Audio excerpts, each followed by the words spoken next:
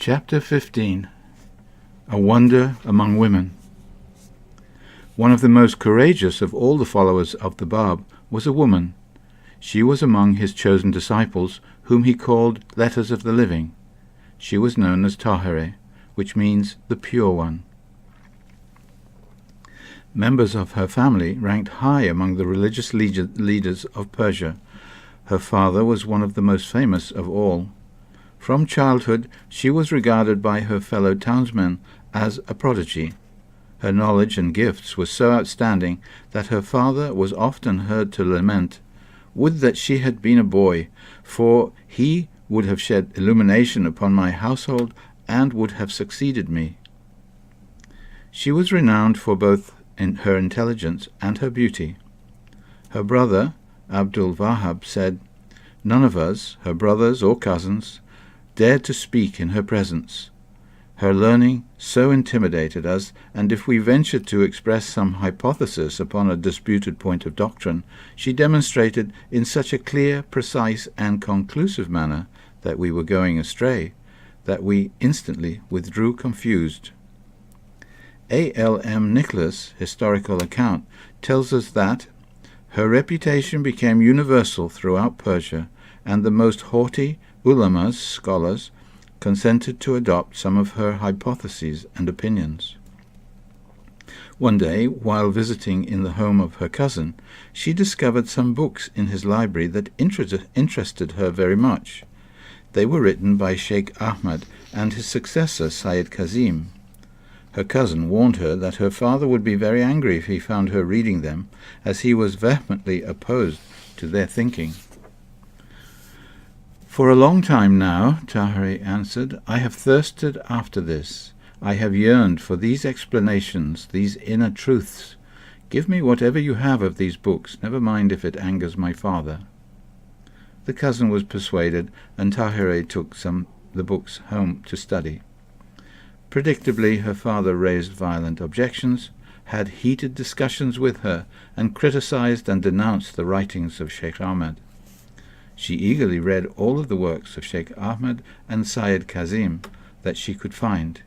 Sheikh Ahmad was dead, but Sayyid Kazim was still living in Karbala, so Tahireh secretly began corresponding with him. His letters excited her an even keener interest in the coming of a promised messenger of God. She had a great longing to go to Karbala to study under Sayyid Kazim. She knew that her father would never grant his permission. However, with the help of her uncle, she secured permission to make a pilgrimage to the shrines at Karbala and Najaf. Her family willingly granted permission for this, most likely believing that a pilgrimage might bring her back to her senses and to more orthodox ways. They did not suspect that her true purpose in going was to meet Sayyid Kazim. She made the journey in 1843, eager to study under Sayyid Kazim. During those days she thought only of the approaching appearance of a new spiritual teacher in the world. Tahireh told her uncle that she wished to be the first woman to serve him when he appeared. "Oh, when will the day come," she said, "when new laws will be revealed on earth? I shall be the first to follow those new teachings and to give my life for my sisters." Tahireh's grief was very deep when she reached Karbala and found that Sayyid Kazim had died just 10 days before her arrival. However, her sorrow softened when she was permitted to stay in his home and was given access to all of his writings, some of which had never been published. She studied them avidly. One night, in a dream, a young man appeared before her. He raised his hands toward heaven and in a beautiful voice recited many wonderful verses, one of which she memorized and wrote down. She awakened with a feeling of great joy. Some time later, a copy of the Bab's commentary on the Surah of Joseph in the Quran reached her. Within its pages she discovered the same prayer that she had written down from her dream. To her intense delight, she realized that the message was true and that its author must be that great spiritual teacher she awaited. Tahireh immediately wrote to the Bab and entrusted her sister's husband, Mirza Muhammad Ali, with the sealed letter. To Mirza Muhammad Ali she said, "Say to him from me, the effulgence of thy face flashed forth, and the rays of thy visage rose on high. Then speak the word, Am I not your Lord? And thou art, we will all reply." Tahiri's acceptance of the Bab brought immediate and violent protests from her father, her uncle, her husband, and her brothers. In an effort to protect the family's illustrious name, they all tried to quiet her and to curb her desire to tell others of her discovery. Tahiri was aflame with the message of the Bab. It is said of her early days of teaching in Karbala that all who met her in Karbala were ensnared by her bewitching eloquence and felt the fascination of her words. None could resist her charm. Few could escape the contagion of her belief. All testified to the extraordinary traits of her character, marveling at her amazing personality, and were convinced of the sincerity of her convictions. When the learned religious leaders of Karbala discovered that she was an ardent follower of the Bab and was spreading his teachings in the very center of their religious life, they complained bitterly to the government. They were especially angered when Tahiri wanted to celebrate the birthday of the Bab, which fell within the month of the commemoration of the martyrdom of the Imam Hussein. Defying tradition and custom, she discarded her mourning garb and attired herself in clothes that showed her happiness. Officials were dispatched at once to arrest her, but they seized a friend of hers by mistake. Tahiri wrote immediately to the governor saying that she was at his disposal and instructing him not to harm anyone else. The governor put Tahiri's residence under guard so that no one could go in or out. He wrote to Baghdad for instructions. Finally, after 3 months, Tahiri announced her intention to proceed to Baghdad to await the instructions there. The governor then released her. Before her departure from Karbala, she unburdened her heart by writing a letter to each of the clerics of that city, condemning their bigotry. These leaders assigned to women a rank little higher than that of animals, and even suggested that they lacked souls. Tahiri ably defended her faith in this letter, and exposed the clerics' unjust and backward views. From Karbala she went to Baghdad, accompanied by several followers of the Bab, including, among others, Mullah Hussein's mother and sister, in whom she had kindled a great love for the faith. Sadly, Tahiri was pelted with stones as she left Karbala. Tahiri lost no time after her arrival in Baghdad before she began teaching the message of the Bab there. She spoke with such power and eloquence that those who had seen and heard her before she became a follower of the Bab were amazed. They said, "This is not the woman we knew before." Her lectures began to attract very large audiences from among the peoples of all religions. One of her most outstanding characteristics was her ability to arouse a keen desire in her listeners to investigate the truth of the Bab's mission for themselves.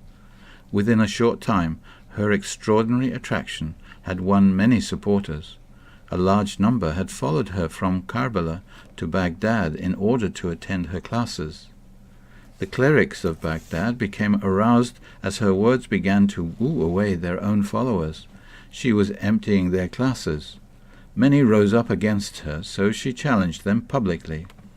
Through the governor, she invited them all to meet her in a great public discussion of the truth or falsehood of the Bab's teachings.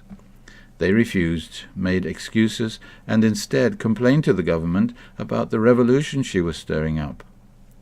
The following story is told of a Jewish physician, Hakim Masih, who, in the company of the king, passed through Baghdad on his way to Karbala.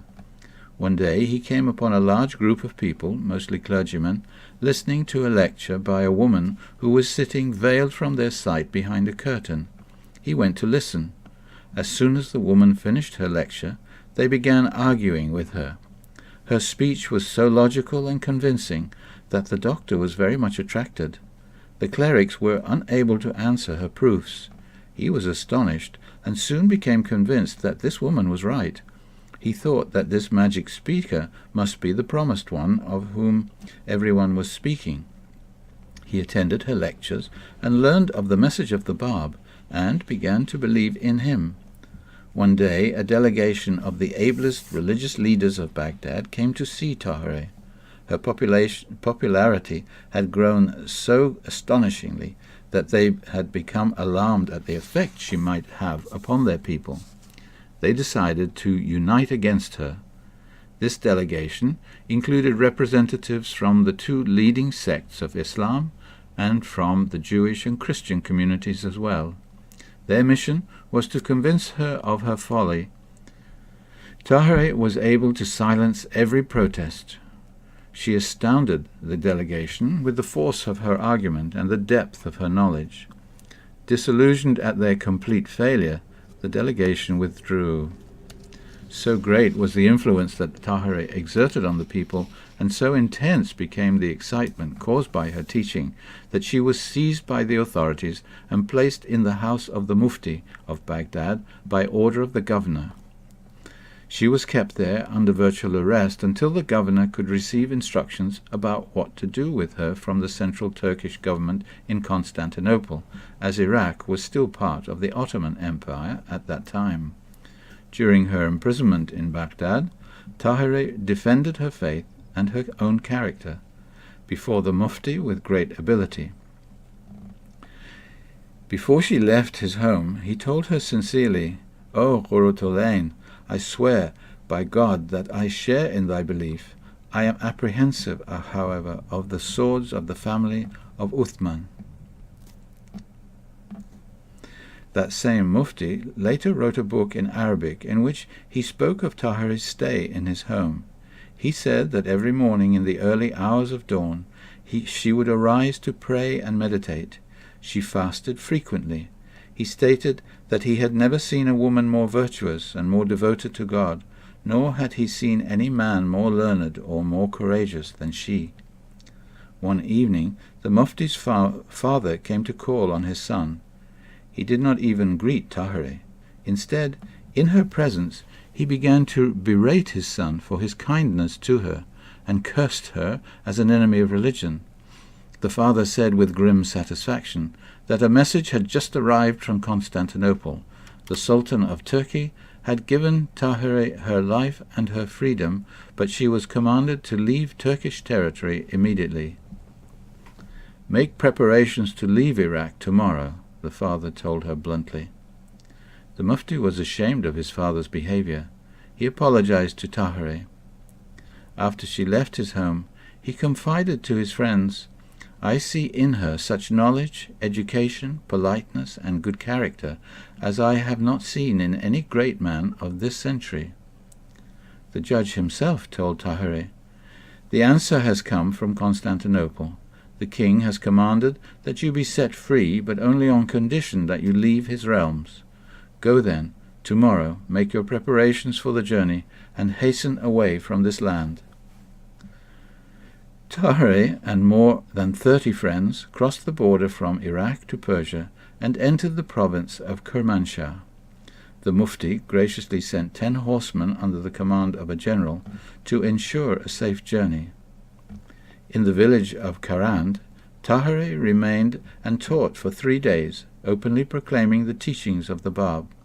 She was successful in awakening an interest among all classes of people. Some 1,200 persons are reported to have declared their belief in the Bab as a result. Leaving Karand, Tahereh moved on to the city of Kermanshah, where, according to the Dawnbreakers, she received an enthusiastic welcome. Clergymen, government officials, and others came out to welcome so famous a figure. They were impressed by her eloquence, her fearlessness, her extensive knowledge, and the force of her character. She translated one of the writings of the Bab and had it read publicly. The governor and his family acknowledged the truth of the cause of the Bab in her presence. They showed their great admiration and love for Tahereh. A different account of Tahereh's stay in Kermanshah is found in Memorials of the Faithful. According to this account, the people of the city came in a constant stream to learn about the new religion. This soon upset the ulamas, who ordered the expulsion of Tahereh and her travelling companions. As a result, the mayor of the city allowed a mob to sack the houses where they had been staying and loot their possessions. All of the followers of the Bab were put in a coach, driven out to the desert and abandoned. The coach was left, but the horses were taken back to the city. Thus the travellers were left without food and had no change of clothing nor any means of transportation other than walking. Tahereh wrote to the governor of Kermanshah, explaining what had happened and saying, "We were your guests. Do you think it was kind to treat us like this?" A member of the group walked back to the city to deliver the message. The governor, unaware of what had happened, was dismayed and surprised to learn of the injustice. When he investigated and learned that all had been done at the ulama's instigation, he ordered that all of the stolen property be returned, that Tahereh and her companions be given their horses, and that they be escorted safely to the city of Hamadan. He even invited them to return to Kermanshah, but Tahereh declined.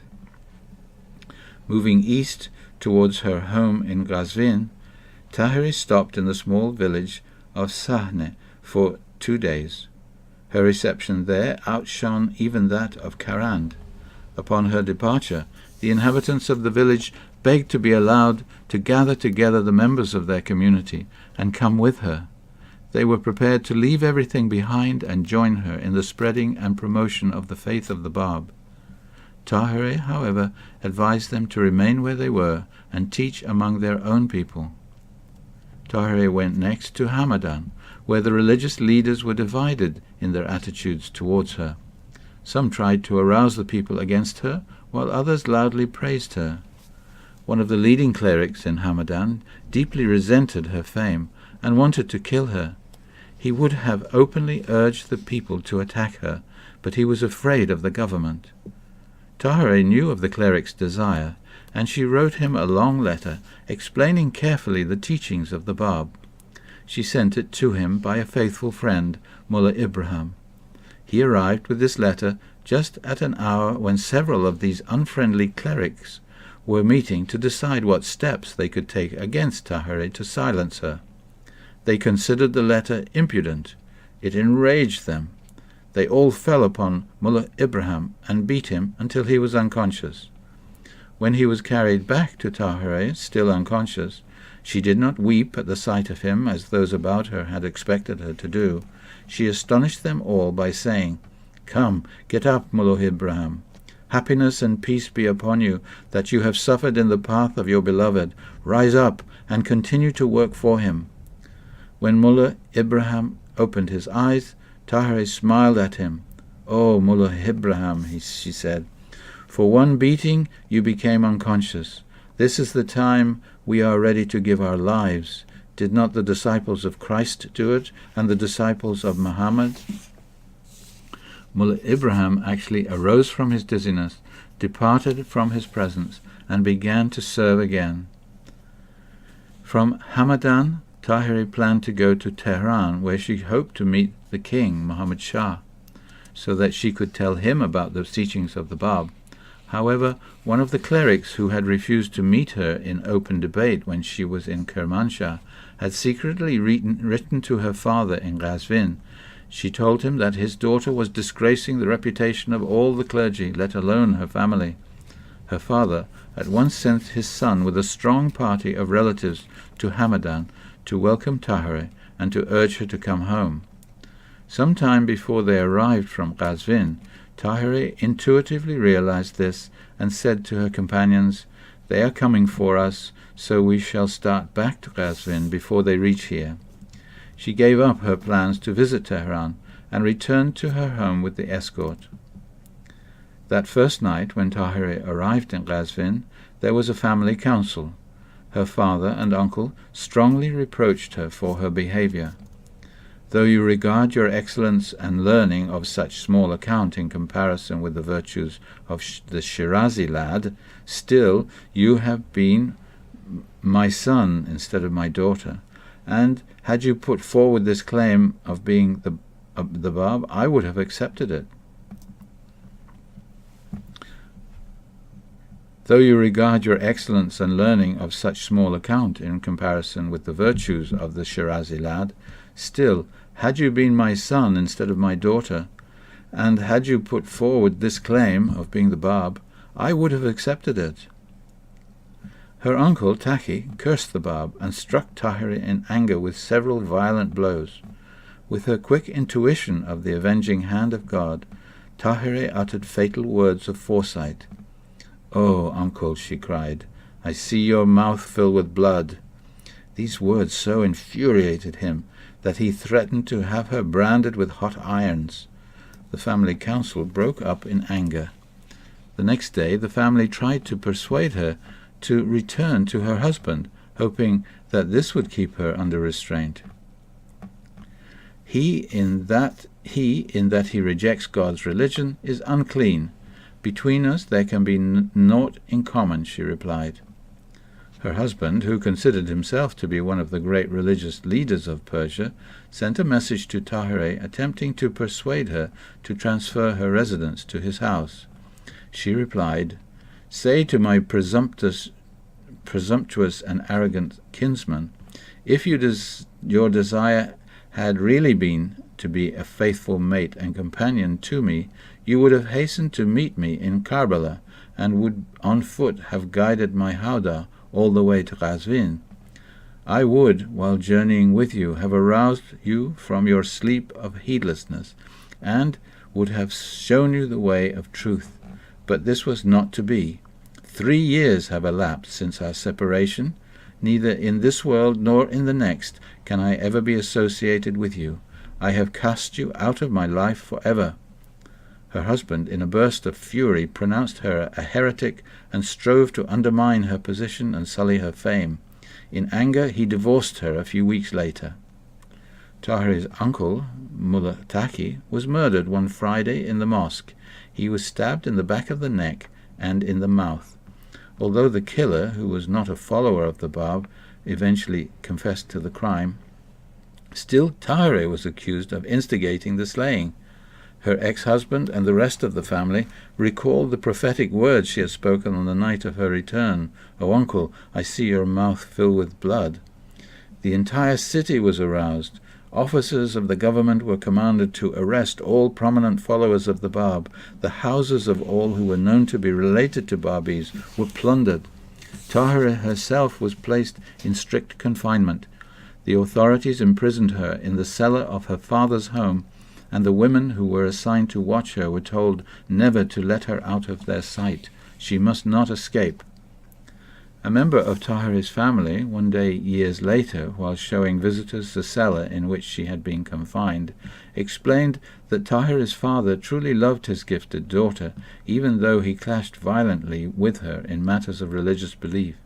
He imprisoned her in his home in an effort to protect her from the savagery of those who were ready to brand her with irons because she believed in the Bab.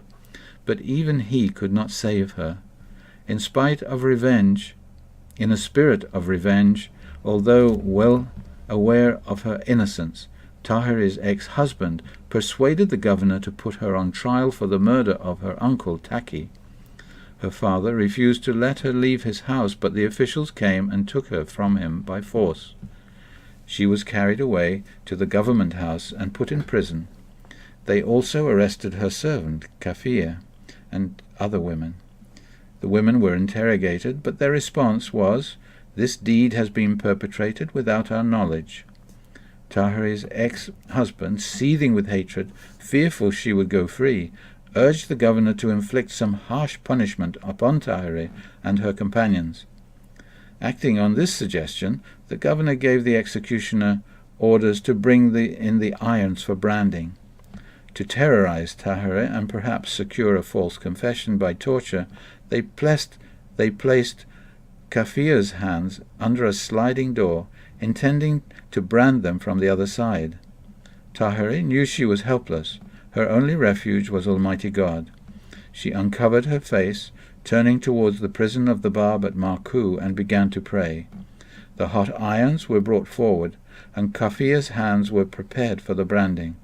At that terrifying moment, a voice could be heard shouting in the street outside, "The murderer is found!" The murderer had confessed.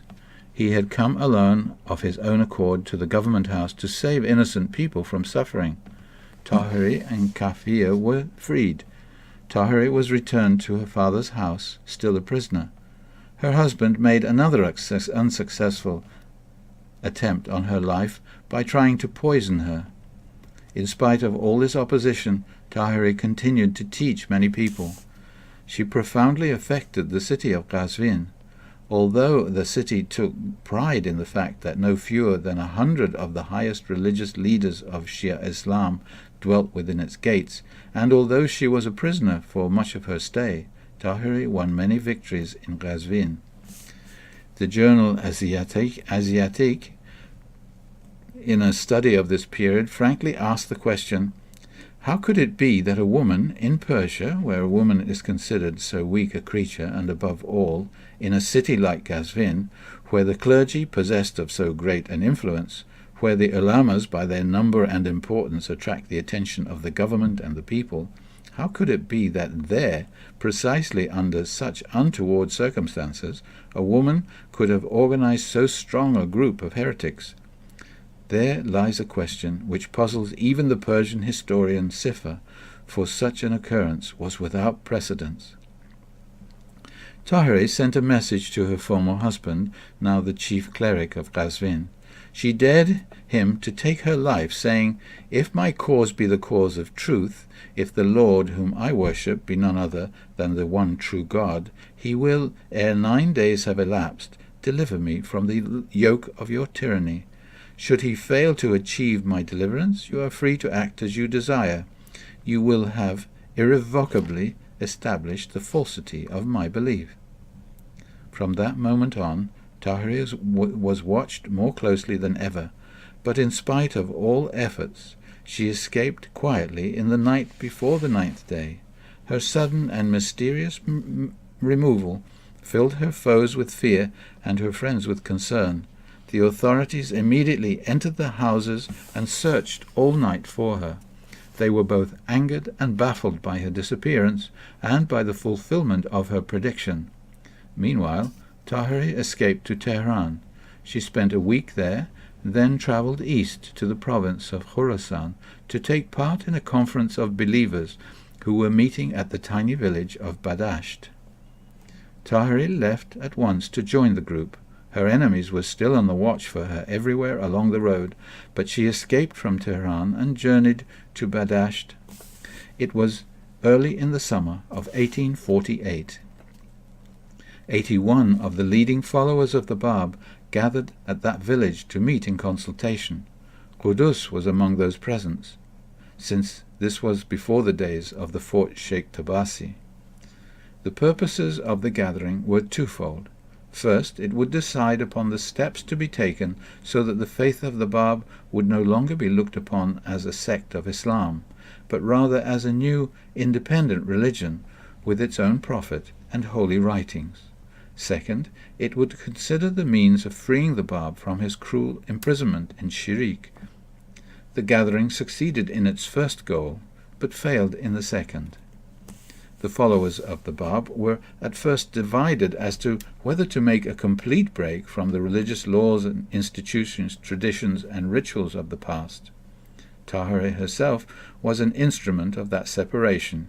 She became its outward symbol when one day she appeared without her veil. She had cast aside this emblem of women's inferior station. The effect was electric. Even her fellow believers were shocked. They stood aghast at this unexpected and unprecedented sight.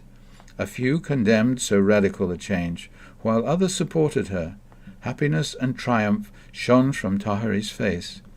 Dignified and confident that a new day had dawned, Tahiri arose from her seat. She was completely indifferent to the tumult that her unveiled appearance had caused.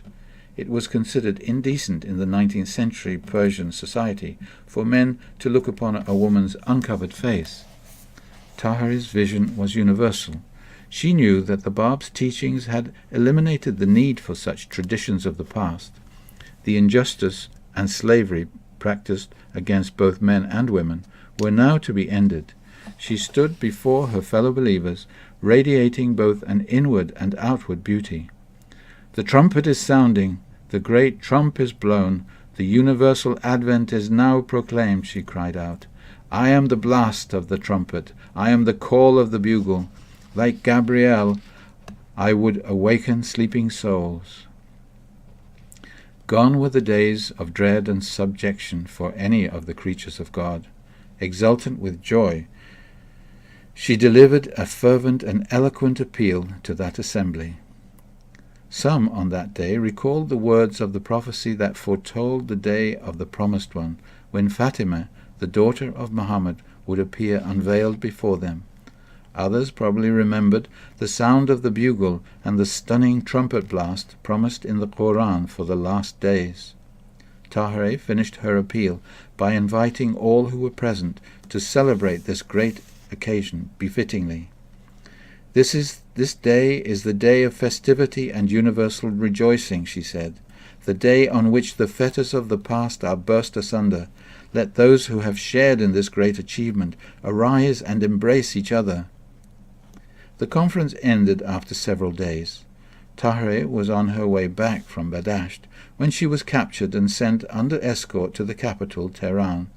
When she was brought into the presence of the king, he commented upon seeing her, I like her looks. Leave her and let her be. She was then taken as a prisoner to the home of the mayor of Tehran, Muhammad Khan. The king sent a letter to Tahirih at the mayor's house. He urged her to deny the Bab and again become a true Muslim. He promised her that if she would do this, he would give her an exalted position as guardian of the women of his household, and would even make her his bride. Tahirih replied on the back of the king's letter in verse, saying, in essence, that the kingdom, wealth, and ruling were for him, but wandering and calamity were for her. The king, reading the reply, was deeply moved. He spoke of her spirit and courage. He said, So far, history has not shown us such a woman as this. Tahirih was given considerable freedom during her imprisonment in the mayor's house, and she was able to continue her teaching. She was still aglow with the fire and fervour of Badasht. It was during this period in Tehran that she reached the height of her popularity and fame. She openly denounced the restraints that had so unjustly shackled her sex for so many centuries in the East. She aroused the women by giving brilliant discourses on the matchless tenets of her religion. Sir Francis Younghusband, who wrote of Tahirih's life, says, So strong in her faith did she become, that although she was both rich and noble, she gave up wealth, child, name, and position for her master's service, and set herself to proclaim and establish his doctrine. He adds elsewhere, The beauty of her speech was such as to draw guests away from a marriage feast rather than listen to music provided by the host.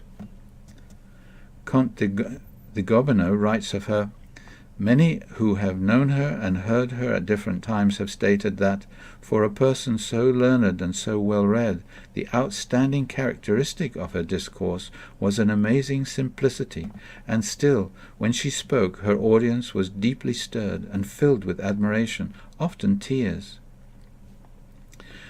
Tahirih stirred up the entire capital city to such an extent that finally the authorities took action against her. The government sent a special delegation to question her about her faith.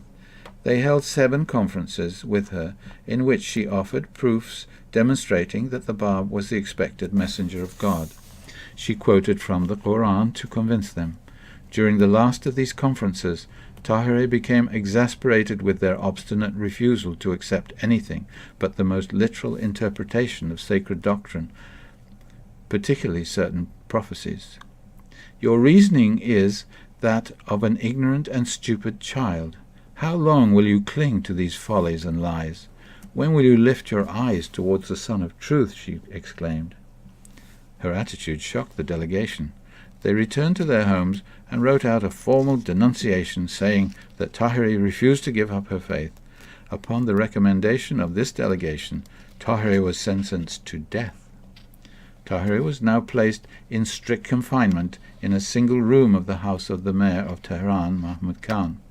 The wife of the mayor, while not a follower of the Bab, became very attached to her. Before Tahiri was taken away to be slain, this woman had become a devoted friend. She is reported to have related the following. One night, whilst Tahiri was staying in my home, I was summoned to her presence, and found her fully adorned, dressed in a gown of snow-white silk. Her room was redolent with the choicest perfume. I expressed to her my surprise at so unusual a sight. "I am preparing to meet my beloved," she said, "and wish to free you from the cares and anxieties of my imprisonment." I was much startled at first, and wept at the thought of separation from her. "Weep not," she sought to reassure me. "The time of your lamentation is not yet come. I wish to share with you my last wishes, for the hour when I shall be arrested and condemned to suffer martyrdom is fast approaching. I would request you to allow your son to accompany me to the scene of my death, and to ensure that the guards and executioners into whose hands I shall be delivered will not compel me to divest myself of this attire. It is also my wish that my body be thrown into a pit, and that the pit be filled with earth and stones. My last request is that you permit no one henceforth to enter my chamber. From now until the time when I shall be summoned to leave this house, let no one be allowed to disturb my devotions. This day I intend to fast, a fast which I shall not break until I am brought face to face with my beloved." She bade me with these words lock the door of her chamber, and not open it until the hour of her departure should strike. I locked the door of the chamber, and retired to my own in a state of uncontrollable sorrow. I lay sleepless and disconsolate upon my bed. The thought of her approaching martyrdom lacerated my soul. That day and night I several times, unable to contain myself, arose and stole away to the threshold of that room. I was enchanted by the melody of that voice, which intoned the praise of her beloved. The mayor's wife recalled that she heard a knocking at the door 4 times after sunset. She hastened to her son and told him of Tahiri's last wishes. Her son pledged his word that he would fulfill every instruction. Then he opened the door. The attendants of the man who was to execute Tahiri were standing at the gate, demanding that she be delivered into their hands. The mayor's wife related, "I was struck with terror by the news, and as I tottered to her door and with trembling hands unlocked it, found her veiled and prepared to leave her apartment. As soon as she saw me, she approached and kissed me. She placed in my hand the key to her chest, in which she said she had left for me a few trivial things as a remembrance of her stay in my house. Whenever you open this chest, she said, and behold the things it contains, you will, I hope, remember me and rejoice in my gladness." With these words she bade me her last farewell, and, accompanied by my son, disappeared from my eyes. What pangs of anguish I felt that moment as I beheld her beauteous form gradually fade away in the distance. She mounted the steed sent for her, and, escorted by my son and a number of attendants who marched on each side of her, rode out to the garden that was to be the scene of her martyrdom. They led Tahiri to a garden outside the gates of Tehran. The executioner and his lieutenant were in the midst of a drunken brawl when they arrived. Flushed with wine and roaring with laughter, they were unaware of Tahiri's approach. Tahiri dismounted and turned to the mayor's son, who had accompanied her as a friend. She asked him to act as an intermediary. "They apparently wish to strangle me," she said. "I set aside long ago a silken handkerchief which I hoped would be used for this purpose. I deliver it into your hands, and wish you to induce that dissolute drunkard to use it as a means whereby he can take my life." The mayor's son approached the executioner. As the young man came up to him, he waved him aside. "Interrupt not the gaiety of our festival," he shouted. Then he laughed uproariously and turned back to his party. "Let that miserable wretch be strangled," he mouthed to his attendants, "and her body thrown into the pit." The boy gave the attendants the handkerchief. This young man has himself given an eyewitness account of that fateful moment. "They consented to grant her request," he reported, "that the same kerchief was around her neck and made the instrument of her martyrdom. I hastened immediately afterwards to the gardener and asked him whether he could suggest a place where I could conceal the body. He directed me to a well that had been dug recently and left unfinished. With the help of a few others, I lowered her into her grave and filled the well with earth and stones in the manner she herself had wished. Those who saw her in her last moments were profoundly affected." Dr. Jacob Pollack, an Austrian physician to the king, in a book written in 1856, states that he was an eyewitness of Tahere's last hours. "She endured her death with superhuman fortitude," he said. "Thus ended the life of Tahere. She was one of the greatest of the letters of the living, the Bab's chosen disciples. She was the first martyr for women's suffrage as well. As the hour of her death approached, she turned to one into whose custody she had been placed, and declared boldly, 'You can kill me as soon as you like, but you cannot stop the emancipation of women.' Her career was dazzling, brief, tragic, and eventful. Her fame spread with remarkable swiftness. Lord Curzon, in his book on Persia, states bluntly, 'Of no small account, then, must be the tenets of a creed that can awaken in its followers so rare and beautiful a spirit of self-sacrifice.' Sarah Bernhardt, the famous actress, requested the playwright Catulle Mendez to write a dramatized version of Tahere's life. The playwright himself called her the Persian Joan of Arc. British Orientalist Professor E.G. Brown said that if the faith of the Bab had no other claim to greatness than that it had produced a heroine like Tahere, it would be sufficient. The appearance of such a woman, he writes, is, in any country and any age, a rare phenomenon, but in a country such as Persia it is a prodigy, nay, almost a miracle. The French diplomat Comte de Gobineau writes, "She was held with every justification to be a prodigy." "No memory," writes Sir Valentine Shirol, "is more deeply venerated or kindles greater enthusiasm than hers, and the influence she wielded in her lifetime still inures to her sex." The famous Turkish poet Sulman Nazim Bey exclaims, "O Tahere, you are worth 1,000 Nasruddin Shahs." Mariana Hanisch, the mother of one of Austria's presidents, says, "The greatest ideal of womanhood has been Tahere." "This noble woman," writes Dr. T.K. Cheney, a renowned English clergyman, "has the credit of opening the catalogue of social reforms in Persia." And, in what is probably his most penetrating comment about Tahere, Dr. Cheney writes, "Looking back on the short career of Tahere, one is chiefly struck by her fiery enthusiasm and by her absolute unworldliness. This world was, in fact, to her, a mere handful of dust." Tahere was faithful to the cause of the Bab from the first moment of her acceptance until the last hour of her death. Not for an instant did she swerve from that confident belief expressed in her message sent to him in those beginnings in Shiraz. "Then speak the word, 'Am I not your Lord?' And I, 'Thou art,' we will all reply."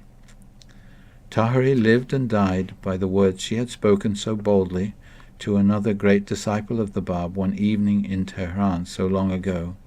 She had been listening to a brilliant and eloquent discourse on the faith given by Vahid himself. He spoke of the signs and proofs of the coming of the Bab. Tahere listened patiently for some time. Then suddenly she interrupted.